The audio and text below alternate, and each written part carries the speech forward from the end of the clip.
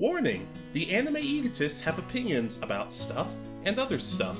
Please understand this while watching the video and know that no opinion is a fact, not even yours. So please enjoy the video. Or don't. I'm Android17, and also Psyche's dad, and you're watching Anime Egotists. And welcome back to the Anime Egotists, where if Frieza knew who we were, he'd rather side with the Saiyans. You got me, Foster, and I'm here with my co-host with all the upgrades of a 10-pound something. Say hello. And I'm Williamson. That's right. He sounds clear, I sound clear, but regardless, our opinions are still low quality. Better than yours, but still low quality. Mm-hmm. We're the anime egotists. We're not supposed to be nice about this sort of thing. But you want to know what is nice? Dragon Ball fights. For the most part, yes. As you've probably previously seen, we released a video of what we considered the worst fights in the series. Yeah, that was hard to get through. That was because there are some bad fights out there. But just like Naruto, when there are a handful of bad, but then there's really good fights, and that's the big thing. That is correct, and that's why we're here to talk about our favorite Dragon Ball fights. Do you want to start us off? Sure. So I'm going to start off going all the way back to Dragon Ball. I had a feeling you'd say that. And this is pretty much the last fight in the series, the last main fight. It is Goku versus Piccolo Jr., who would later become Piccolo for Dragon Ball Z and just to be easier. But he is technically Piccolo Jr. because he's the reincarnation. That's correct. An egg or whatever. This fight, it ends the series. So I was one of the rare people who started watching Dragon Ball first. So this was the climactic battle in that series, getting to see Goku finally win the World Martial Arts Tournament against what was the strongest person the strongest being he had ever fought at this point. So this one just kind of, it feels like the perfect ending to the first series. Goku is now the strongest person in the world. There is no one better than him at this point. Yeah, that back when that actually meant something. Yeah, and again, we'd later learn that, well, that means absolutely nothing, but for someone who watched Dragon Ball first, this is a really good fight. It starts the series well, and then, or it ends this series well, and of course, we would later get Dragon Ball Z, which most people grew up watching that instead, so... Yeah, Dragon Ball really is a slept-on anime. I need to go back and fully immerse myself into it, because the video games were good, but they weren't all that much help. But I can agree with that. I've seen the fight. It's a good one. Mm-hmm. I mean, one of my favorite parts of this fight is I think the entire ring's destroyed, but the announcer is still there. Hey, he's got a job to do. I'm sure at that point, I'd be like, okay, if I get injured announcing this fight, y'all got to pay me like double or something. Come on. Yeah, but he's because he actually comes back because he's in the Dragon Ball anime. Yeah. Anyway, is that? Do you have more, or is that everything? No, I just really enjoy this fight. So okay, so I'm gonna head into Dragon Ball, but I'm going to go with the fight that people don't really talk about all that much: Goku versus Ginyu. And I don't necessarily mean when Goku and Ginyu switch bodies. I mean beforehand. When Goku says, okay, Vegeta, you and me take on Ginyu and this other guy, and Vegeta's like, oh yeah, sure, but then he just leaves and flies off of the Dragon Balls. Goku versus Ginyu is a really underrated fight, purely because it has a little bit of everything. It has, like, a good structure of power levels, it has some cool energy and animation moments. It even has some funny moments when Ginyu's posing at the beginning, and Goku does it too. Ooh, and Goku's like, is this the weird thing you're talking about? Ginyu's like, it's not weird. It's not weird. And the whole time I'm thinking, okay, if it wasn't for this whole Frieza arc thing, Goku and Ginyu would have become the best of friends, because they're almost the exact same character. But it's really just it's a fight that's not too long, and it demonstrates just how much Goku has grown without making Ginyu look that bad, because Ginyu does look good. It's mainly just the Kaioken that gets him bitched out. Yeah, and this is one of those fights that... This is kind of the last fight where a minion is actually on par with the main cast.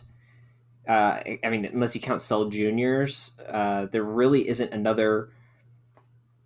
Here's a minion who's just as strong, because if you think about like when it comes to Bobbity and stuff, all of his minions are like destroyed in a second. Yeah. They're worthless. Yeah, there's just this was the last time I really feel that the minions were on par with our heroes from the series. Yeah, not to mention, for me, I just love that the Ginyu Force had actual personalities, while Raditz, Nappa, and everyone else, they were just like world domination, taking over the universe, etc., etc. And the Ginyu Force, you could tell they were mercenaries, but they weren't necessarily evil. They just kind of did their job. They just wanted to hang out. Yeah, and they had fun and got along pretty well together. Yeah, I think, of course, that's one of the better fights for me, just because of the dynamics and actually making, like you said, a minion actually look competent against one of the main characters. I mean, even when we're getting to god minions now, pretty much they're, if it's not a god of destruction or an angel, they're like below everybody else in the series now. Yeah. Anyway, but that's my first fight on my list. And I can totally get behind that one. My next one, I'm going to jump to the as of right now, the very end of the anime series, Goku versus Jiren. Okay, okay, you're gonna have to be a little more specific with that fight, because they had like 5 different fights, like split up over like 100 something episodes. I'm specifically talking about once Goku has fully mastered Ultra Instinct and Jiren is finally going all out. Okay, all right, yeah. I mean, you can feel that this is like, okay, these are the 2 strongest people here. Regardless of everybody else, it doesn't matter. They could power up and they'd just be flown back at this point. Yeah, but yeah, that it really is a fantastic way to end the series. As of right now, it's probably going to continue at some point. Yeah, especially because remember, because in the last video we talked about how Goku versus Beerus and the dreadful animation and that happened in the beginning of it, and people are just like, man, they better be saving the best animation for last, and they did. It's beautiful to look at. Yeah, and the silverness of this transformation, there's something different about it when compared to all the other ones, because all the others kind of look okay, it's just a different version of the same thing, but the way this one flows, and I guess it's the way they animated it, really makes it feel like, okay, this isn't just Super Saiyan, this is Goku's pretty much a god and beyond even some of them now. Yeah, if he can tap this power regularly. But yeah, and then at the final moments when it's like, oh, when he like starts having a heart attack or something, I don't know, they never made clear exactly what was happening, when it's like, oh, he used too much of the power. The second we saw that, I'm like, oh god, did Frieza do something? And then we're like, and then it's just like, nope, no.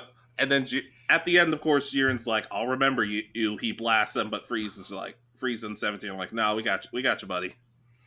Yeah, it's a good way to, especially when this being the biggest stakes, an entire your universe is at stake here. And again, they haven't quite revealed yet that the whole reason that they're doing this is to prove that the universes are worth saving and all that. But yeah, not to mention it really helps serve for Jiren's character development, because he just sort of in the beginning just fights for like justice or whatever, but now now that he hears that his universe is actually cheering him on, like Toppo and Dispa, but like he actually hears them cheering. It's just like, okay, I gotta win this for them, so I can get the Super Dragon Balls and wish for a full head of hair.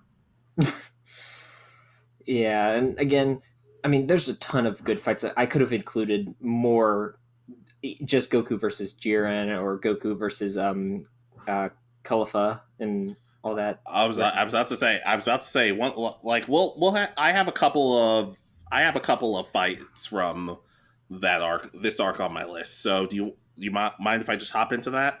Yeah, go straight ahead. Okay, this is another Jiren fight, but it's one that doesn't get talked about as much, but I still think is fantastic. Jiren versus Hit. Now, Hit is probably one of the most beloved super characters, and for good reason. He's a badass. He's calm, collected, and one of the really cool things about him is it's not just a bunch of energy blasts with him. It's actually like precision hits and everything. Mhm. Remember, he technically killed Goku in that one arc, in that one filler episode thing that It was Goku. actually pretty good for what it was. Yeah, especially when it just starts because you just see Hit murdering Goku and his face just goes dark. I'm like, oh my god. How is this? Because how are they going to fit? Oh, he's back by the end. Okay. Still, it was a cool way of doing it, and just seeing this badass assassin, hitman type character going up against this new guy Jiren, just seeing it and just seeing all the different ways and strategies that Hit comes up with. It's a really cool fight, and actually, a couple people said it made Hit look bad, but I don't think it did. Jiren actually had to try a little bit just for he was like he was one of the first people who when Jiren kind of realized, oh, I'm gonna have to try a little bit, not a lot, but I'm gonna have to try a little bit for this guy. So I think Hit is definitely one of the better done characters in Dragon Ball. I think this fight shows off what he can do. Yeah, and it really sets up that Jiren is pretty much the strongest person here at this point in the series, because Goku has lost a Hit.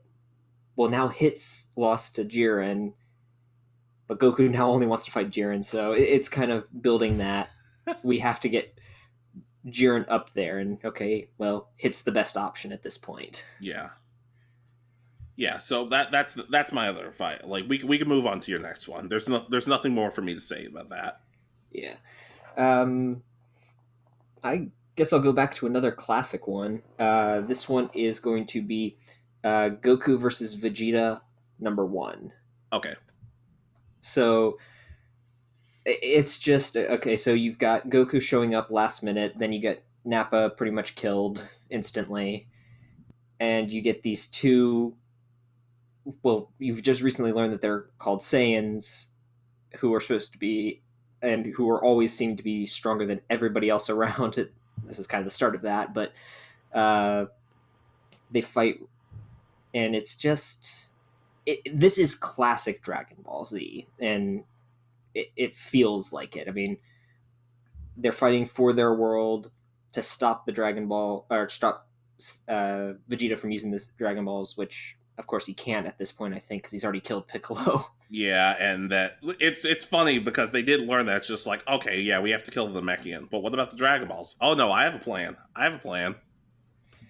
But this is pretty much the point, I think, when most people got hooked into Dragon Ball Z. It's because we've seen all of our heroes pretty much get killed up to this point. We've had a couple training arcs going on kind of simultaneously, and then we get this fight, and it's like, okay, what's going to happen next? Yeah. Oh, there's someone even stronger than Vegeta? Oh, we're going to meet him in the next arc? Yeah. Not to mention we also get the iconic Kamehameha Gallic gun battle. Well, we get the first we get a good glimpse of the Great Eight moments, and just it really shows the differences between Goku and Vegeta. Like, even though Vegeta at that point is I think it's obvious that Vegeta is definitely still stronger than Goku. And of course we get the iconic line of, even a low class Saiyan like me can beat an elite like you if he works hard enough, which helps with Vegeta's character development because he actually kind of at first he's like, ha, you're funny, that's cute. But as it progresses, he actually starts training, he gets stronger, he grows a heart, and it really is a great fight. If this fight doesn't register with you, you're never going to get into Dragon Ball. Yeah, I mean, this is, as I said, this is pretty much the fight that people say gets them into the series, because the first 50 episodes at this point are kind of a little bit slower, because they fought Raditz, and then they've gone and trained. Then Nappa's pretty much destroyed them, and that's about it. Yeah, and then Vegeta destroys Nappa pretty easily. It's hard to imagine that it was like 1300 was his power level at this point. Yeah. Now that scale is way broken. Yeah, I was about to say there is no scale anymore. It's just it's just a clusterfuck at this point. Anyways, my next fight, Go right ahead. obvious. This is an obvious one: Gohan versus Cell. And I mean everything, including right the moment where Goku says, "Hey, Cell, have a sensubi." Which at first we're all like, "What is wrong with this idiot? He's trying to get us all killed." Meanwhile, it actually ended up being a pretty smart thing, and Gohan might not have been able to win had that not happened. But we get pretty much the ultimate payoff for everything. Goku finally learning Gohan doesn't like fighting that much. Piccolo explaining everything, and we kind of realize just how much Piccolo and Gohan's relationship is like.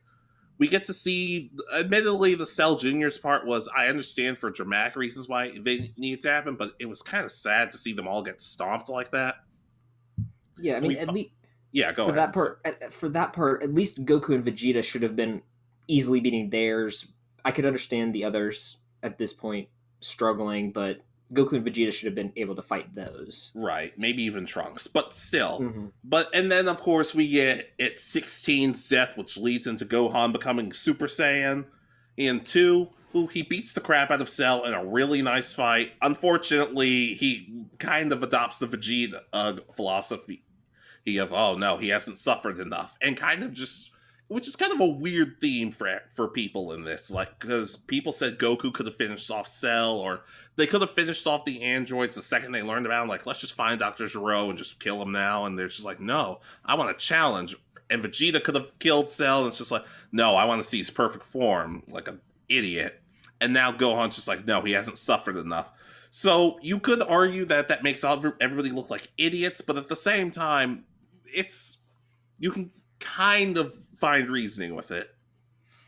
Yeah, and I mean, this is probably one of it feels like the climactic fight to Dragon Ball in total, or Dragon Ball Z, sorry, because I mean, it literally. Spoiler for if you haven't seen this, go watch the anime before watching any of this. Goku sacrifices himself, but Cell still comes back from one cell, pretty much is what he tells us. Yeah, he's basically just like, oh yeah, and because I recovered from near death, I'm now stronger than ever. I'm just like, well, at some point that has to run out. That has to stop at some point, but so far it hasn't really. Not really. But this feels like the climactic fight. Gohan is now the hero of the story.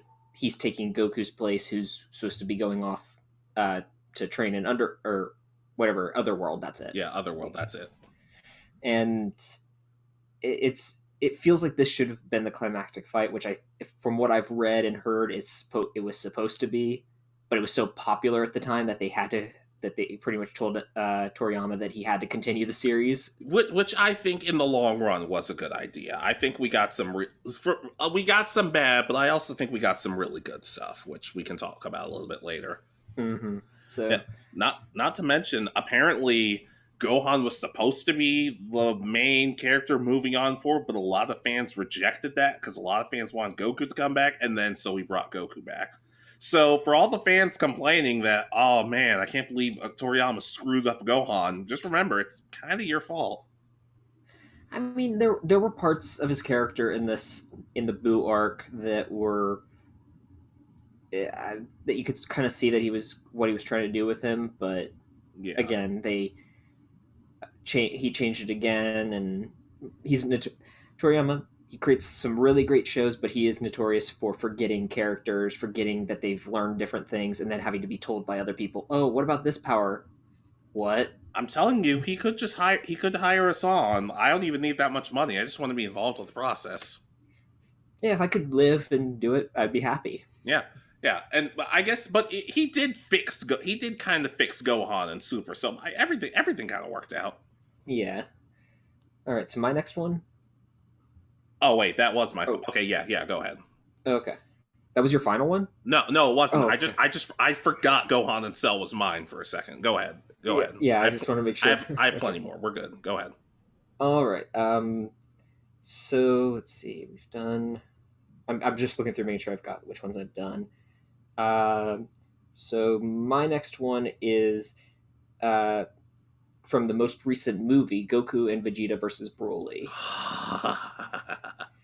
I remember when we first saw the animation revealed, and it's like, that doesn't look right. But oh my god, was I happy that they did that animation because it looked so good in the long run. Yeah, it kind of reminded me of when Pokemon X, Y, and Z went to the animation from that to Sun and Moon, and everyone's like, "What the hell just happened?" Only difference is I feel like it was a much bigger payoff in Dragon Ball Super Broly and Pokemon. It was just kind of like, I mean, I'm used to it now, but it's not perfect. But this is one of those fights that you actually feel Goku and Vegeta working together at points. A lot of times they always seem to be getting in each other's way when they both are fighting someone, Yeah, especially in the movies. the movies especially compared, like the show, it's like it kind of calmed down, but the movies, they are completely lost. Yeah, but the fact that they have those moments where they talk about, oh, Broly is actually learning as he fights us. Yeah, that was really good. Plus, he's at least Broly's not screaming Kakarot the entire time. Yeah, they fit. There's so many. There's so many things about that movie that they fixed about Broly, and I'm so. Oh, that movie is so good. It's so good. Which is why I'm really hoping that when they bring, if and when they bring Dragon Ball Super back or create a new series that picks up where Super left off, that like Battle of Gods, this is included in that again. Now, maybe again they may end up messing up the animation like they did at the start, but it's such a good fight. I'm willing to kind of sacrifice that if we can get this and make Broly fully canon versus just in a movie. Yeah, I like Jogger Joe and I went to I remember we went to go see the movie like a day or two after it came out, and we were first of all, it was packed. There were no empty seats, and we got there. Here we sat, and it was one of those movies that you expected people to be like like we were all obviously excited about it, but you might have expected like one, maybe two hecklers. There's like people trying to ruin it for everybody, but no, it was magical. Everybody was so respectful. Well, I remember in the beginning of the fight when we see Vegeta go Super Saiyan God, was it with the red form? Yes, because he goes. I think he goes blue and then powers down, then goes red for the first time. Yeah, the second he went red for that fight, everybody. I will give you a perfect demonstration of what everybody did when he went red. You're like, oh, like it was a golf clap. People, it was yes, but that fight is from Vegeta fighting to Goku fighting to them fusing to fucking Frieza of being like, Broly, your father's been killed. And then Broly just proceeding to beat the ever-loving snot out of Frieza. It's an amazing. It's a great movie. It's they really knocked it out of the park with Broly in this movie. Now, as long as we don't get a Bio Broly form of this Broly, I'll be happy. I don't know if they can do it in this animation style and still have character. Maybe he actually would be fine as Bio Broly. Oh my God. But It'd have to be like an evil twin or something that Broly kills or something. Yeah, But I agree. Most likely, they don't need to go that route again. So, I still have nightmares about that. Not because Bio Broly's scary, but because that whole movie just sucked. Anyways, my next fight. Go ahead. Okay, oh, here we go. Goku versus Kefla. All right. Okay, so it's nice. First of all, I just want to emphasize it's awesome to see female Saiyans and more specifically female Super Saiyans. It is awesome to see that. Now, I don't agree with the whole to become a Super Saiyan, just make your back tingle or whatever the hell that was. That was weird. Don't do that again. But seeing Caulifla and Kefla finally come together and fuse, despite the fact that it was obviously cheating, but Zeno-san was just like, go for it. I like it. I like it. It's flashy. I'm like, fine, whatever. But it's a really cool fight, especially in the beginning parts where Goku's kind of teaching them, hey, can you go Super Saiyan 2? We can now. Can you go Super Saiyan 3? No. I'm like, ooh, sucks to be you. And I just like the dynamic between all I guess I can say all three of them. The fight's cool. Kefla looks really good in this fight. And Goku going Ultra Instinct once again and having better luck with it than he did with Jiren, which makes perfect sense. He's a little more used to it now. And obviously the Ultra Instinct music playing in the background, making it amazing. All the dodging, and of course the Kamehameha as he slides across her attack and blasts her with it. I remember we were watching that in the dorm, and we're all just kind of like, "Oh, this is cool." And then the second he starts sliding, I'm like, "What the fuck?" And then he just blasts. I'm just like, "Can we watch it again, please?" Sure, but I have to clean my pants out first. That's fine. That's fine. That's fine. But no, that fight is. It was one of. Here's the thing. A lot of people sometimes complain that Goku's beating these new characters, and furthermore, I wouldn't really understand what it would be like if. See, your dog agrees. Your dog agrees. She's not happy. Sorry, if she's probably gonna be a little noisy now. Give me 1 second to try to quiet her. Sure. Okay. I'll keep talking. Anyways, it's one of those fights that just. It's one of those fights that Goku kind of had to win because if Kefla won, there was no way she was going to beat Jiren. She was going to get smacked around by Jiren. And here's the thing: as long as a character looks good in the fight, I'm fine with it. And she looked damn good, or I guess both of them looked damn good. You understand what I mean? Mm-hmm. And it gives me hope that if and when the anime returns, that whether it's a filler arc or because I could see it working here as a filler arc because I don't think they've done it in the manga yet. Vegeta and Goku going to Universe 6 and visiting Planet Vegeta. Or Planet whatever it is, Salad I think is the actual name. Salad.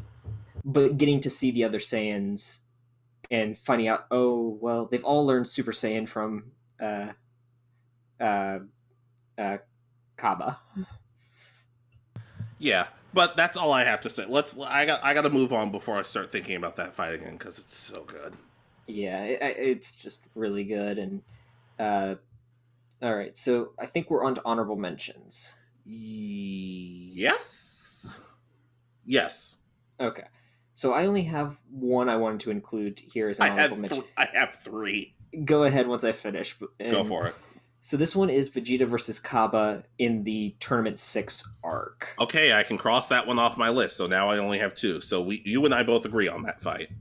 Yeah, it's nothing flashy, but the fact that Vegeta is pretty much training this what looks like a little kid pretty much to them, and kind of reminds me of his brother and his design.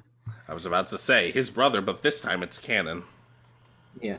And him training him, getting him to turn Super Saiyan, and being a dick through most of this fight, saying, you know what? If this is what the Saiyans in your universe are like, I'm going to go to your universe and destroy your planet because you all don't deserve to live there. It's like, yeah. Oh my god. I love that Vegeta's a hero nowadays, but it does make me kind of smile to see him just be a little bit of an asshole to people. Mm-hmm. So... as I said, it's nothing flashy, but it definitely deserves an honorable mention here. Yeah, and like I said, that was on my honorable mentions list, so we can just move right along. Go right ahead. Android 17 versus Piccolo. Now, I want to emphasize, this is Piccolo after he's absorbed Kami. Mm-hmm. I don't know, with how badly the Z Warriors, or Z, whatever you want to call them, got smacked by the androids the first time, and just seeing how Piccolo's gotten so much stronger by absorbing Kami, despite the fact that I'm not really sure how strong Kami was at that point. Just seeing 17 and Piccolo, they had a good dynamic. They had a good fight. It wasn't that long, but we got to see some cool stuff by Piccolo. Oh, specifically the Hell Zone grenade, which is one of the coolest sounding anime attacks ever. Now that I start to think about it, it's just a cool short fight. Mm-hmm. And it shows that at least one character can be on par with the Saiyans at their current level, because at this point they had taken such a far lead. It's like, okay, no one else will ever catch back up. But when I think Piccolo could catch back up in the future, but that's a topic for another day. Not to mention, I like how 18 and 16 were willing to stay on the sidelines. They weren't going to get involved. Like this has to be one on one. Yeah, and it's a good fight. Yeah, but again, it's very short, and while memorable in some places, it kind of is like, okay, now we've got another bigger fight about to happen. So Yeah. Yeah. And my last honorable mention is Frieza and Gohan versus Dispo. okay, yeah. Yeah, basically another tournament of power or battle, but a really, really good one. Specifically, how it led in the very beginning of the tournament when Frieza's like, "Hey, Frost, you and me should team up." And it's like, "Yeah, sure, let's do it." And we basically think Frieza's turned on Universe 7 and basically knocked out or even killed Gohan. And when Frieza's like, "Oh, one more thing, Frost, don't trust anybody," and blast him, and just seeing how Frieza and Gohan actually kind of got along in that moment, but Frieza still has that edge because he's like, "Hey, just so you know, if you didn't understand what I meant by that, I was gonna kill you." So seeing all of that and then seeing them fight Dispo, who's like super super fast and crafty, and what furthermore we get to see Gohan finally return to relevance, finally return to being a strong character or a powerful character, and how it Mhm. wasn't just hey we beat him, good job. It took Gohan holding Dispo. When Frieza being like, "Are you sure you want to do this?" He's like, "I do it," and Frieza just blasts them both, eliminating them both, but also getting rid of Dispo. It doesn't make me think that Frieza and Gohan are going to have some dynamic going forward or anything, but it's a nice dynamic to see at the moment. hmm And it really shows, as you said, his Goku's return to relevance because Gohan. Gohan. Sorry, you're right. um, because I think it was what 2 arcs before in the Resurrection F arc. Oh Lord. We he's literally killed or almost killed in like one shot by Frieza. So the fact that he trusts Frieza not to kill him this time, mainly because I guess Frieza's trying to save his own skin. Yeah, yeah, but and I don't know. I don't know. I guess I kind of like the idea that free. It's not that Frieza trusts everybody, but he kind of realizes, look, without them, I'm kind of screwed. Yeah, I'm kind of interested to see where Dragon Ball goes from here because Frieza's now back alive He in can't. canon. Yeah, he can't just return to being a regular old villain. He has to have some different type of dynamic with the group after everything. I still it's so hard to tell because he is trying to rebuild the Frieza Force to be able to conquer the universe's Emperor of the Universe again. Oh, I don't necessarily mean just he becomes a straight up good guy, but anything like I don't know. I don't know. That's another topic we can have that we can have another day. Yeah. Okay. So What's your last one? We've done honorable mentions. What's your last one? this one actually ties to our worst one because I didn't like Majin Vegeta versus Goku, Oh, okay. but this makes up for it. Majin Vegeta versus Boo. That's right. Because this is the Vegeta we've been slowly getting over the last, I guess, 4 or 5 years of Dragon Ball Z. Now we get to see the climactic. He literally knocks his son out after saying goodbye and tells Gohan, run. He's like, And everybody get out of here. And it's just like, yeah. Yeah, I definitely can agree with that. I especially like how Vegeta even asked Piccolo, so am I going to see Kakarot again? And he's just like, yeah, you're a cold-blooded killer. Like on one hand, I respect that. I do. Totally been there. But Goku spent his life helping other people, risking his lives for everybody. He's going to a very different place than you are, and Vegeta's just like, oh, well, it's too bad, and he does what he does anyway. mm-hmm. And I just rewatched part of this scene. It's literally the end of it where he pretty much is saying, "I'm doing this for my family," because he mentions Bulma, Trunks, and even for you, Kakarot. And Yeah, then and that is the day that men cried because I can guarantee you, if you're a fan of if you're a fan of Dragon Ball and you're a grown ass man, you've cried at that scene. yeah, and I said, this is the Vegeta I love because this is him. He still has that badass edge because he's sacrificing himself for his family, for the world he's adopted as his own. but he's got reasons to do this rather than I'm just going to conquer the world. He's doing this for others now, and it shows his growth here. Heck, he wasn't even thinking about the Dragon Balls. He wasn't even thinking, "Oh, well, they can just bring me back to somebody." Like he was actually thinking to himself, "This is it. This is the end." Now, of course, he thankfully he gets brought back and has a bunch of other awesome moments, but it really did. This was the peak of his character development. Yeah, and I know because it's not considered canon and all that, but this is probably the scene that I'm most disappointed we will never get a Dragon Ball abridged scene, because they do the funny parts really well, but they still do good jobs with the emotional parts. Yeah.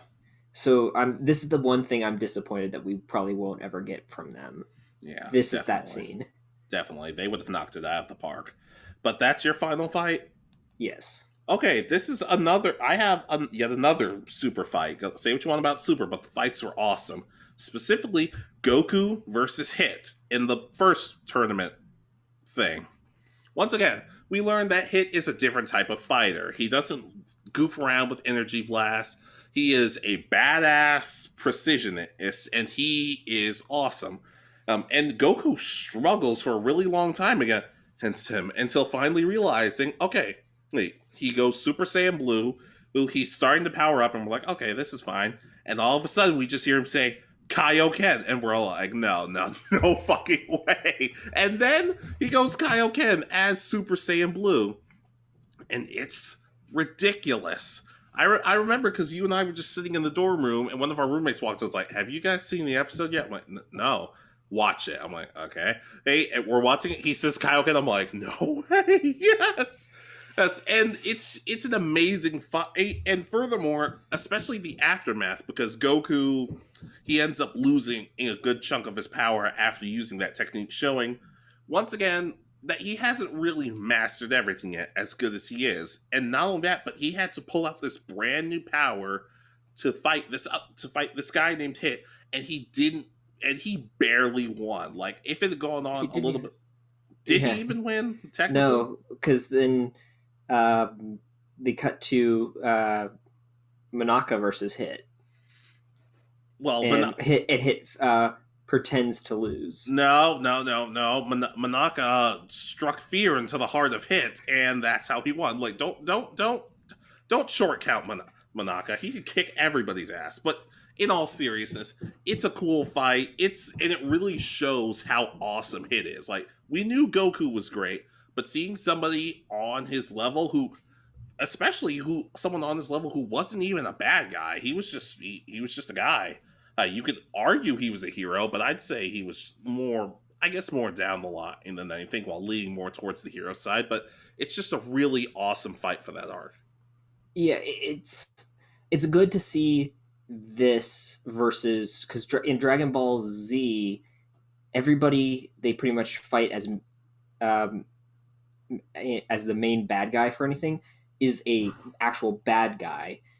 In Super, we got some tournament arcs where it's just a fight. It's not that, but they're still really strong. They're still antagonists, but they're not bad. Right. Which is good to see again, because it provides a variety. Right. So that's right. So a lot of super fights on my list in particular, but which is I'm fine with that. I still don't understand the people who say GT was better than Super. That I feel like that's completely asinine. But yeah, I'm trying to think. I mean, there were some good fights in GT. It's just I don't remember them well enough. Yeah, like one of the very first parts of Super is a god coming and basically wrecking everybody. One of the first parts of GT was Goku turning into a kid again. Yeah, which I still don't quite understand why they did that, because they could have just subbed out and had it be this Trunks and Pan as the main characters and Goku as kind of the mentor. Or hell, flipping Oob, which they kind of started to do, but they seemed hesitant with Oob. Yeah. I mean, I think the second half with the Dragon Ball, the corrupted Dragon Balls, that had some good fights in it, from what I remember. But yeah, but like I said, it's been so, like, I don't know, a lot. GT's kind of forgettable in some moments, but overall, all that's it for our fights. Yeah, I mean, don't take this as the definitive list of the best Dragon Ball fights Or you because, could. well, you could, but mainly because we've pretty much covered the best fights. Yeah, maybe you like the Frieza fight with between Goku and Frieza, but it's very long in my opinion, No, it's only 5 minutes. What are you talking about? and like 100 episodes between all of Goku versus Frieza, That's and why a lot you. of yelling. That's A why I lot of watch. yelling. That's why I watch Dragon Ball Z Kai. So that's probably why, in our opinion, it didn't make the list. It's still an amazing fight, and we get Super Saiyan and all that. Yeah, but we had to limit. We had to limit. If we listed every single fight we thought was good, we'd be here all day. Yeah, especially if I went back all the way to Dragon Ball. There were some good, just kind of classic fights there. Yeah, and there's even some non-canon stuff that I thought about. But overall, what do you guys think? Any fights here that you agree with? Any fights here that you disagree with? I'd find that very interesting. Just let us know in the comments, and we'll get back to you eventually. Yeah. But anyways, just let us know. Stay safe, stay good to each other, but stay better to us. This has been Foster. And Williamson. And this has been the Anime Egotist. And with the Anime Egotist, if you disagree, we'll blow your planet up if we find the time, because who knows.